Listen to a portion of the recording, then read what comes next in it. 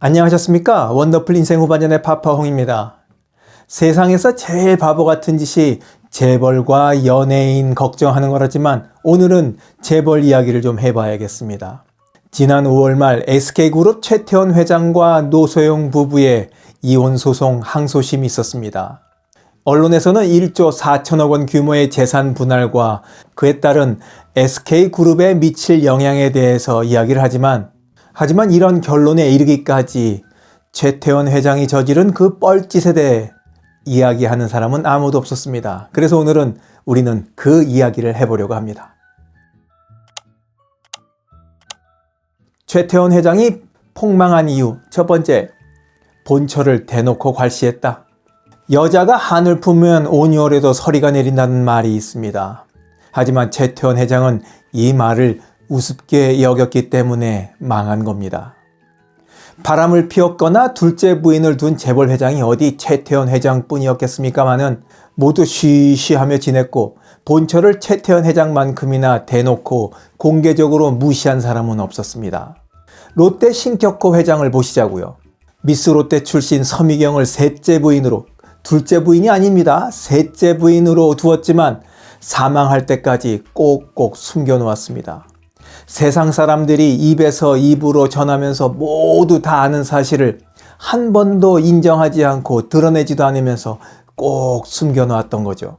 하지만 최태원 회장은 2015년 12월 29일 세계일보에 자기 스스로 서신을 보내 혼외자가 있다는 사실을 공개해버렸습니다. 이에 아내 노소영 씨는 가정으로 돌아오면 혼외 자녀도 받아들이겠다고 했습니다만 최 회장은 진정성이 없다며 쌩까버렸죠. 같이 살 마음이 없었기 때문입니다. 그러면서 만천하에 보란듯이 내연녀와 함께 두 손 꼭 잡고 공개 석상에 나타나기를 반복했을 뿐만 아니라 2021년에는 용산구 한남동에 200억 원이 넘는 것으로 추정되는 러브하우스도 공개하듯 했습니다.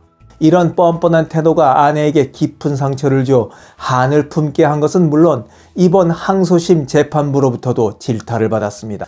뭐라고 재판장이 질타했냐 하면 최 회장은 노 관장과 혼인관계 지속이 어렵다는 내용을 언론에 공개한 뒤 혼인관계가 해소되지 않았음에도 TNC재단을 김희영 씨와 설립하는 등 공개적으로 마치 김 씨가 배우자와 유사한 것처럼 태도를 보였다.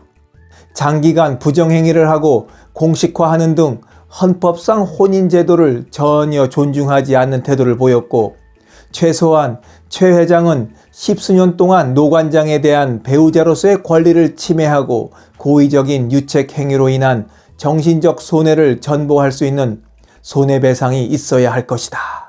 이렇게 말입니다. 최태원 회장이 폭망한 이유, 두 번째, 이혼 소송을 밀어붙였다. 최태원 회장은 이혼 소송을 피하고 어떻게 해서든지 합의 이혼으로 갔어야 했습니다. 하지만 이혼 조정 절차가 끝나자마자 혼인 파탄의 책임이 자신에게 있음에도 불구하고 2018년 7월 이혼 소송을 제기합니다. 가정을 지키겠다며 이혼에 반대했던 노소영 씨가 소송 절차에 돌입하자 태도를 바꿔서 이혼에 응하겠다며 맞소송을 내게 됩니다. 이렇게 재산 분할의 불씨를 최태원 회장 스스로 만든 겁니다. 그동안 이혼 안 해주겠다고 버티던 노소영 씨도 소송으로 가니까 그래 어디 한번 해보자 이렇게 응한 이유는 결코 불리하지 않다는 판단이 섰기 때문일 겁니다. 그리고 또 최태원 회장이 이렇게 대책 없이 밀어붙일 수밖에 없었던 이유는 아마도 나를 계속 첩으로 그냥 놔둘 거냐는 내연녀의 채근이 있었을 거라 생각됩니다. 여자가 들들 볶으니까 당해낼 재간이 없었을 겁니다. 최태원 회장이 폭망한 이유, 세 번째 마지막, 플랜 B가 없었다. 1심에서는 위자료 1억 원, 그리고 664억 원이라는 재산 분할 선고로 요행이 선방했지만 최악의 상황을 상정한 플랜 B가 없었다는 것이 폭망한 이유입니다. 최악의 시나리오를 상정하고 이에 대비했어야 했는데 이럴 줄은 몰랐던 거죠. 이번 재판에서 1조 4천억 원에 이르는 돈을 현금으로 지급하라는 선고를 받았잖아요.